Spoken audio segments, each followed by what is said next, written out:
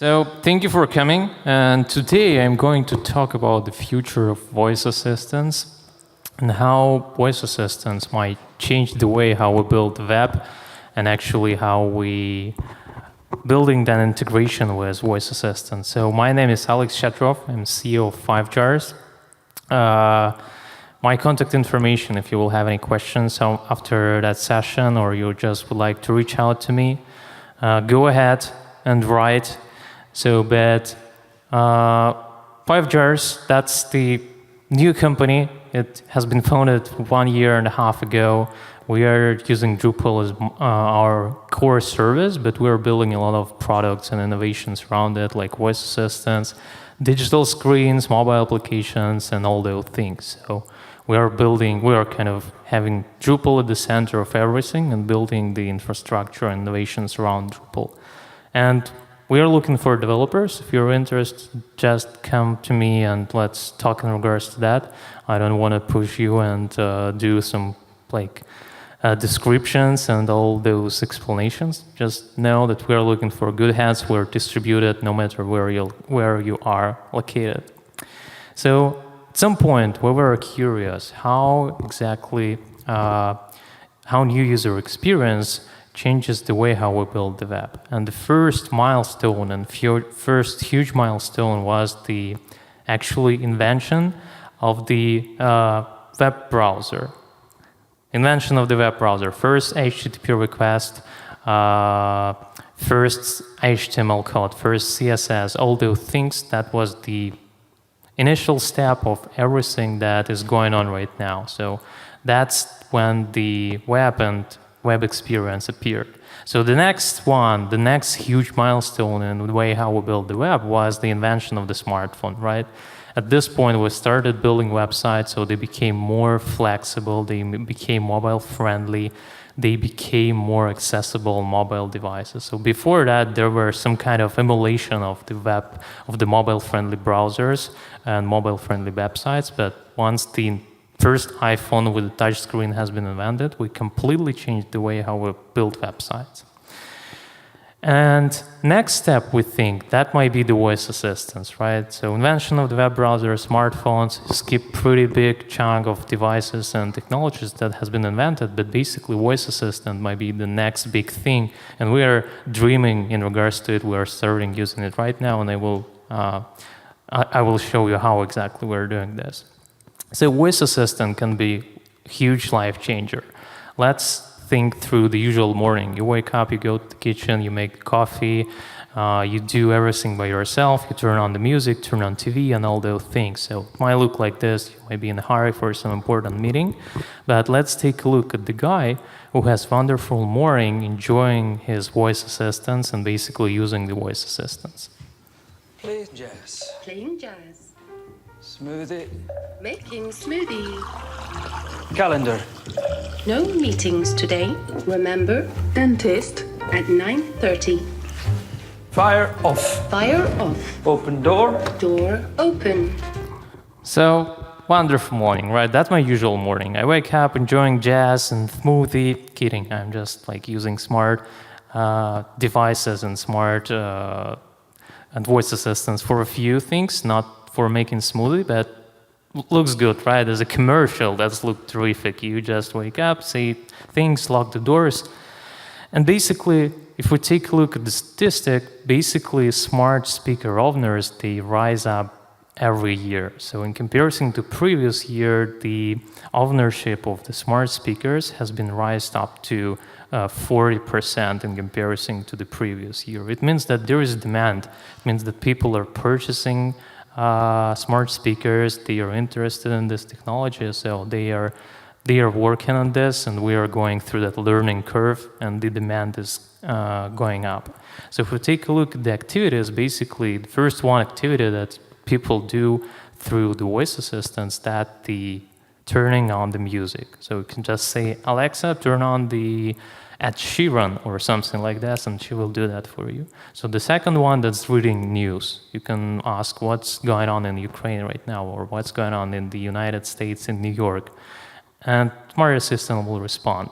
So, and third thing, that's the movies. Basically, that's the turning on and on TVs and going through the channels, and you can say, turn on the Netflix and show me the latest series of the Game of Thrones or something like that.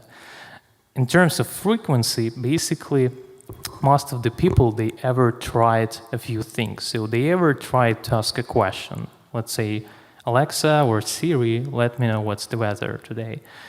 Also, many people are listening to music, as already mentioned, and also they check the weather. What's the weather right now in Minsk? So they ever tried to do this at least once. It was good experience when, as example, Siri appeared. Everyone was just playing with it, asking some dummy questions. A lot of people, they are doing on monthly basis, and more people starting doing this on daily basis. I personally use the voice assistant on daily basis.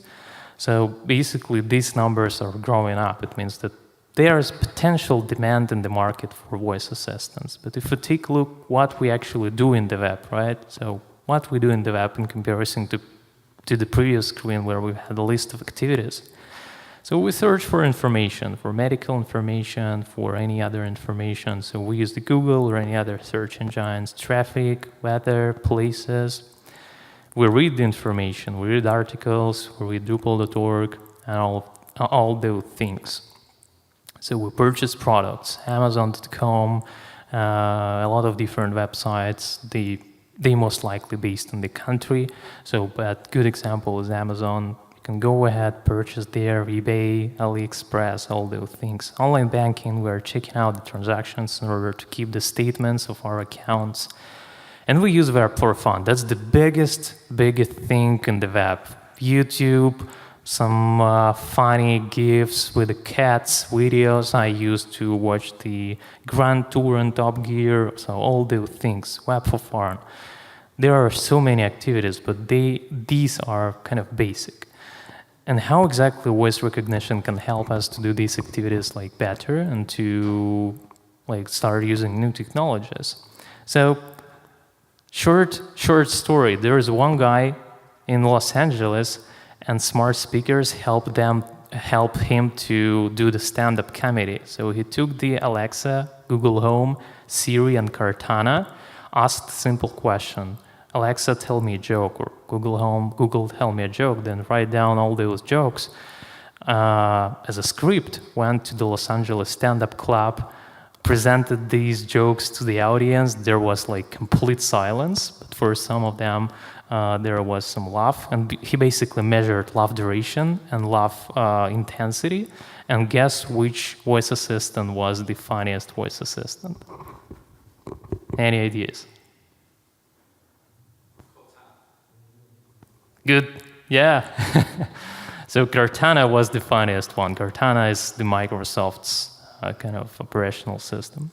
But getting back to the voice assistants, right now our funnel of delivering content will look like this. We have media, e-commerce, education, health, all those things. We deliver that content through laptops, PCs, smartwatch, mobile tablets, digital screens, and offline marketing. But what if voice assistant might be the next thing? So we don't need to like give up using laptops or mobile phones. We can just start using voice assistants in the places where voice assistants are appropriate. Let's say 2 years ago, I was checking the weather just going to Google. Right now, I just ask Alexa, tell me the weather, or what's the traffic, how much time it will take to get to some place in Kiev. So just basic stuff, we can just translate it through the smart speakers. Yeah, we can go get to the questions at the end. Thanks. So if we quickly take a look at the market, from Amazon right now we have Echo, Echo Dot, Echo Plus, Echo Auto, which is not released. That's the small thing for your auto. You can just put it there and it will be kind of smart car. And we have application which may be installed on any smartphone. So also we have a list of devices from Google. We have Google Home Mini, we have Home Max, which is huge, and Home, an application that may be installed on the smartphone as well, like Android, iOS, doesn't matter. From Apple, we have HomePod, which is hugely expensive thing, and we have Siri, which is pretty stupid, I will say, in comparison to other smart speakers. So, like all devices that are using macOS or iOS, they have Siri built in. And for Microsoft, basically there is no device, but any device which is using latest Windows version, they are shipped with the Cortana installed. But the important message that it's still on your phone, so you can just go ahead and install it. So there is actually no Siri application, but for a slide, I put it there just to see the list. So you can install Google Home or Google Assistant, doesn't matter. You can install Cortana, but only in the United States. You can install the Amazon Alexa and Siri, but for Siri you need to purchase an iPhone, sorry. So you don't need to have the device to play with the technology. So that's what I mean. But we were curious, what if we make information available through the voice assistants for our clients? We have plenty of clients who are kind of excited about technology, but they are saying, we are not ready yet. We cannot spend money on this because we have other things with the higher priority. So we put together a simple prototype for one of our clients. So let's take a look. That's the simple skill for Alexa. And basically with this, on this video, I have an interaction with the Alexa and with that skill that we've built as a part of prototype. Alexa, open YMCA skill. Welcome to the YMCA skill. You can locate the closest association, find basic information, and browse schedule. Which would you like to try? Tell me more about YMCA of Greater Brandywine. YMCA of Greater Brandywine is an association of 8 YMCAs that offer life-changing programs, and it has 8 branches. Locate the closest YMCA branch. Please let me know your index and I can locate the nearest YMCA branch. My index is 19380. The closest location is Westchester branch.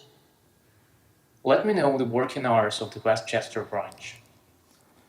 It works from Monday to Friday from 5 a.m. to 10 p.m. and from Saturday to Sunday from 6 a.m. till 7 p.m. However, branch will be closed on Christmas holidays.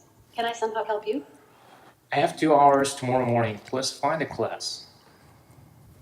You can attend the Gentle Yoga with Karen in Mind Body Studio 9 o'clock to 9:55 a.m. Do you want to receive registration link on the email? Please send it to me. You should have a registration link in your inbox and an appointment for a calendar. Thank you. So that was kind of just, oh, thank you. Thank you. So that was kind of the basic interaction between me and Alexa. But this example is pretty simple because I ask static question and Alexa responds with a static response. Like there are a few variables, but that's pretty easy. And as a last sentence, she says that she will follow up with me over email. Then I will get some kind of registration link on email. So those are basic actions, but we can explore more. We can send push notifications to the smartphone. An example, Alexa cannot send you a picture, right? Because she can only talk with you. But if she will need to, she will send you a push notification, and there you will see text or image or link or anything like that, or you can send an email. So there are way more actions. We can just take a look at the Amazon.com, how they integrated with Alexa. There are so many actions that we can use. So we can just explore more things. But let's get to the business and to the implementation, right? That was kind of an overview. Let's take a look how we can implement some integration with the voice assistants. So first, there is a Drupal module which is called Alexa, but it's pretty lightweight. It will just fulfill a few needs, and if you will decide to go further, you will need to develop something from scratch. So my advice, take a look at the Alexa, take a look at the library that they provide with this module, which allows you to communicate with Alexa API. But basically, it all ties down to the using API. So we can use JSON API, plus for Alexa we can build a skill. For Google, we can build an action. For Cortana, we can build a skill. It's tricky with Apple because of closed ecosystem. So we cannot build a skill or application for integration with Siri. But with a few years or a year and a half or 2 years ago, they released an application called Shortcuts. So basically, you can build an application which will have integration with the shortcuts, and then through the shortcuts you can use your own command. So thank you, Apple.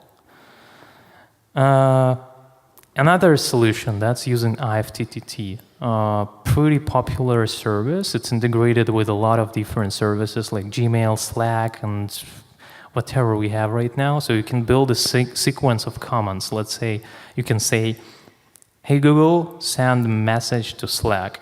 And then in IFTTT, then will be triggered some kind of actions, and that service will just go through the actions. So potential solution.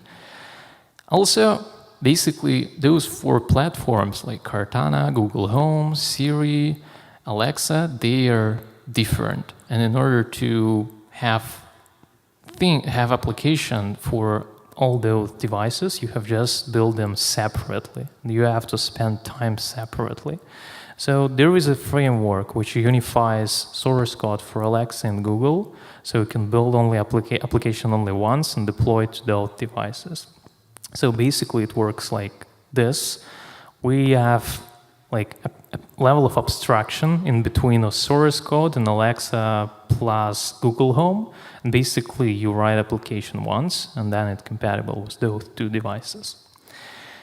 If at some point you would like to go further, there is a RESA framework, which is open source machine learning tool. So as example, you're building an application and skill, but you can, of course, you can create some kind of commands. If the question is, then return that.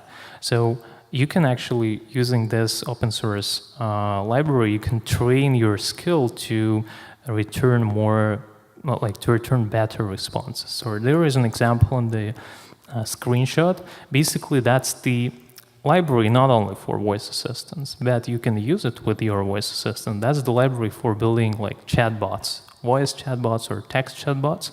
But basically, with every request to smart assistant, the system will be trained and identify the best answer based on the previous and based on the history and previous requests. So there you can see that next best action has some kind of points, so that's the best answer.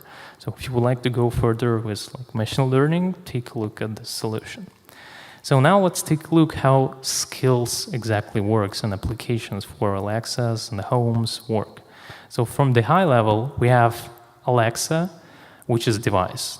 Then we have Amazon Alexa, which is some kind of operational system, which is on the Amazon Alexa, and we have Alexa skill. This is an application, like application on the smartphone. So same thing with the Google Home. Google Home device, Google Assistant operational system or application, and we have Google Action, which may be deployed. Going deeper, basically, when we talk about a voice assistant, it means that we should keep in mind 2 things, input and output. From the high level, that's it. So we ask something, we return, we have the output from the device. We have input, we have outputs. That's pretty easy. Going a little bit deeper, how exactly voice application works. So we have speech input from the device. We say, hey Siri, what's the weather? Then Siri or Alexa or Home sends that request, audio request, to the API.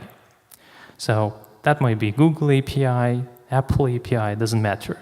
Then that API recognizes and transforms your voice message to the text and then returns JSON to your application. Then in your application, you just receive the JSON with the phrases and variables, decide what we should do next, return JSON back to the API, and then API delivers your response as a voice to the device. So all those voice speakers and voice assistants work like this.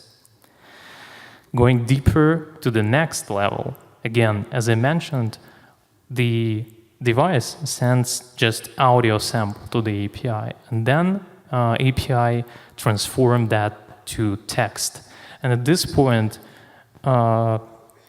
on the device and in your skill, the magic happens. Then we should, device and you should identify what exactly we should do. And it's pretty complicated because you can say, Alexa, what's the weather today?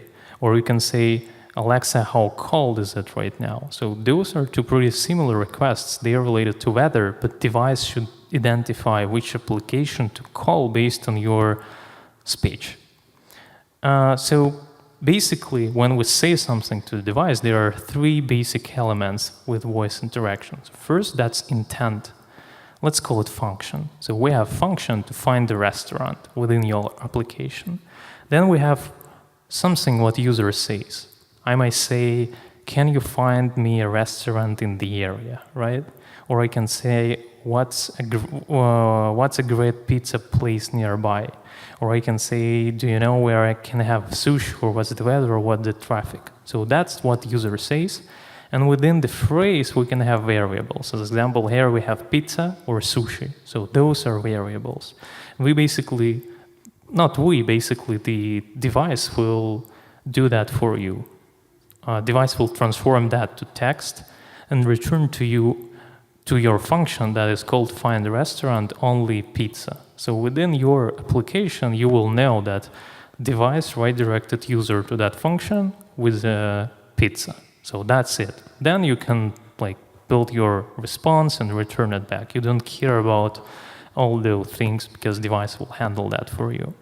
So basically, getting back from high level, it looks like this. The language model is simple. We ask something, launch application, do calculation, return response. So that's how skills and applications work within the smart assistants. But if we go further, so now we have an overview how smart speakers are working from the technical perspective, as well as an overview of the speakers. So how exactly we fill the web? So right now, whenever we build a website, how we feel that it's good or bad, basically we fill the web visually, right? We consume content visually. So we see the media assets, we see text and all those things. And the first thing in going further will tell us that some people cannot consume web browsers visually, right? So there are many blind people in the world, so they cannot see the screens and they cannot see the websites. So around of 56.7 million people in the United States, for example, they have some sort of disability, so they cannot use web visually, or they have some physical impairments, they cannot use the keyboard or mouse. And that's around of 15% of the world's population. So I'm getting to the point that voice assistants can significantly help and improve the accessibility for people. For blind people, for people with physical disabilities, and all those things. So here is an example of website of one of our clients. And I have a request for you to memorize that. So we have simple header, we have simple main menu, banners, just nothing crazy, right? And now I would like you to close your eyes in order to experience how blind people will see that page. So please close your eyes if you would like to experience that. YMCA of Greater Brandywine. Select language, link, user account menu, navigation list with 2 items. New, my account, link list item. Call to action navigation, request a free trial, link list item list with 1 items. Main navigation list with 7 items list item. Programs, link locations, link list item. List item. Schedules, link collapsed. List with 6 items. Group lap swim, open gym, babysitting, CrossFit, link list item, join, give, main, watch now. Okay, we can open eyes. Thank you for closing. So what happened on the screen? Basically, that website is pretty accessible because we've had accessibility audit, and basically blind people will open that website and go through the voiceover through the elements of the website. Basically, we went through header, through main menu, and through submenu just in order to figure out what we should do on this website. So just to understand which information we have and which direction we can go, we should hear all the things, and it's pretty complicated. And again, I mentioned this website is pretty accessible. So that's how people with blindness use the web. So they might use some kind of these devices, braille keyboards, but they are hugely expensive. So they can just plug it into laptop, smartphones, or PCs in order to use. So getting to the point, voice assistants, it's the huge improvement for people with disabilities, because we are building websites, but we don't care about accessibilities. Like in the United States, they care a little bit more, and I hope that like in Ukraine and Belarus and countries, in nearest countries, we will care about accessibility more and more with every year. Next thing, we can use the smart speakers for the smart home. I personally used Alexa in order to control smart bulbs. So I can just say, Alexa, turn on lights in the bedroom, and Alexa will turn it on. We can use for locks, for TVs, for security cameras, irrigation, and now with smart speakers, we don't need to have a kid in order to bring you the remote control from TVs when you're lazy on your couch. So another good use case in comparison to let me take a step back. With voice assistants, we can feel like a Tony Stark, right? We can say, Alexa, make a smoothie, turn on the jazz. You can just poke around with the friends and show how awesome you are with the new technologies. But the real use cases, people with disabilities, hospitals.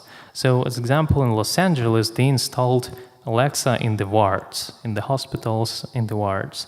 And basically people after the surgery who can barely move hand, or they cannot stand up from the bed, they can say, Alexa, turn on the lights. Alexa, turn on TV.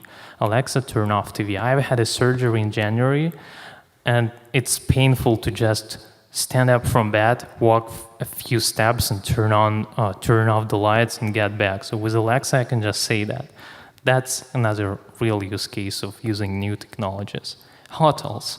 So right now we are at a hotel, but I'm not quite sure if they have smart speakers in their rooms. But basically, in the Marriott hotels, they installed Alexa in the rooms, and now the visitors can say, Alexa, I need to replace the towels, or Alexa, I need something in the minibar, and that request will go to the staff, and they will bring that to you. Another great example. So in universities, so there is a university in St. Louis, they installed Alexas in the campus. They built a special skill for the campus and for university, and that's how they advertise that skill. So let's take a look.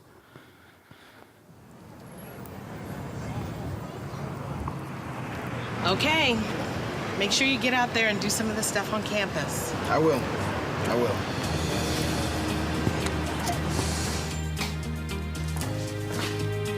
Hey. Alexa, ask Slew what's happening on campus tonight.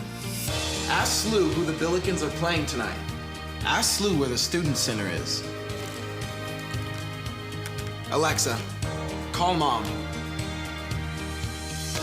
Is Quizify even a real word? Ask Lou when the library opens. Alexa. Yes. Ask Lou when student health opens. Alexa, where can I order pizza from? How long can pizza stay out? Play a guided meditation. What's the atomic weight of mercury? Ask Slew to call career services. Ask Slew how I changed my address. Alexa, ask Slew what time commencement starts today. The 2022 commencement ceremony starts at 9 a.m. Congratulations. So what I like about such videos that it looks awesome, right? It looks really good. The new technologies, you have the vibe of innovations, but actually it doesn't work like this. So yeah, what I mean that it doesn't look like this in the real life, because you can say, Alexa, turn on the lights in the bedroom, and she will respond, I didn't recognize what you said, or something like that. So in the real life, it doesn't work like this, but that's a good example of integration of voice assistants, because Slew, basically that guy asked Slew tell me something. Slew, that was an application built specifically for St. Louis University. So it's still on your phone, right? You don't need to purchase HomePod in order to play with Siri. You don't need to purchase Google Home to play with Google Assistant. So start slowly with installing applications on your phone. And now, getting back to our guy who enjoyed the smoothie and jazz, let's keep in mind that at some point something might went wrong with the voice assistants. Play jazz. Playing jazz. Smoothie. Making smoothie. Calendar. No meetings today. Remember, dentist at 9:30. Fire off. Fire off. Open door. Door open. And we're gonna do one more. Oh, yeah. Open door. Wrong voice command. Open door. Wrong voice command. Open. Open door. Repeat that. Open door. I didn't understand that. Hey, open door. Play on the floor. Get over the door. Open the door. Wrong voice command. Error. Hey, William. With a rock. Open door. Open door. Higher. Higher volume. Higher. Higher. So let's keep in mind that at some point something might went completely wrong with the new technologies. So we can play with them, we can start using them, but don't rely completely on the technologies. So my final statement for today, let's start using voice assistants. It's simple, but it's time to start using them. So demand is growing, the market is it's warming up a little bit. So it's pretty interesting to see where voice assistants will go over time, at least this year, next years. So again, short reminder, we are looking for good developers. We are a remote team distributed, working with the United States market. So Alex from 5Jars, happy to answer any of your questions. And I have some cool stickers with DrupalCamp. So for all questions, and we'll get you that set of stickers. So thank you.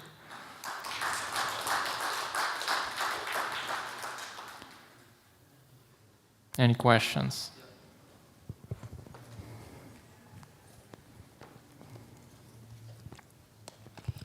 So my name is Igor, and I'm very interested to know if there is any existing engine for Arabic language that works correctly.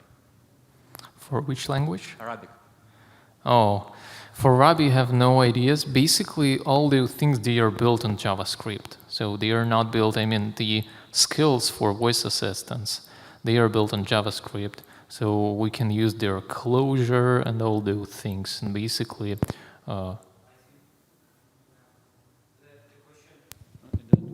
the question was about Arabic language. So not non-English, but Arabic. Well, that's a good question. I have no ideas. Like, English works pretty well with all these devices. I have Amazon Alexa in Ukraine, so it works, but it cannot certainly identify my location for various actions. So for Arabic language, that's most likely a question to Amazon, Apple, when they will get the support of that. Because anyway, we receive JSON. So I have no experience with our other languages other than English in the voice speakers. I would like to tell you about one crazy fact I have seen. You have had a picture how it works normally. Usually somebody speaks, after that they translate it to speech, right? Yep. To text. And after that text gets translated. Actually, that's not true for Vietnamese. From the practice, when I try to translate text with Google Translator, for example, it's horrible. Result is really unusable. But when I speak and this device pronounces Vietnamese and backways, it works really great. Oh, good. So, yeah, I think those are different APIs. So with voice assistants, basically, You mean translate to the other language, right? I mean that these devices, they do not translate to languages, they basically translate what you said to written form, and then you will do something with that. But again, with languages other than English, had no experience, and that's a good thing. Let's connect after. In regards, I would like to hear more about experience and with other languages. And Arabic, that's crazy. So, any other questions?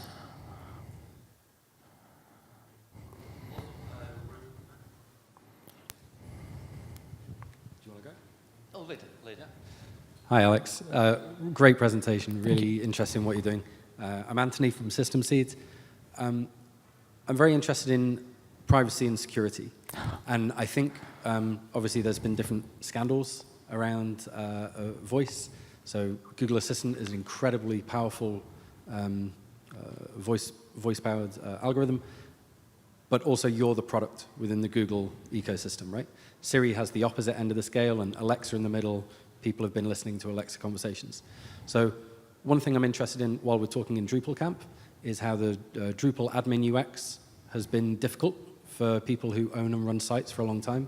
I think there's definitely a place within Drupal to not just provide services for the end user, but for site admins as well. You could fast forward the uptake of Drupal in big organizations if you make it very simple to create pages, etc., create products.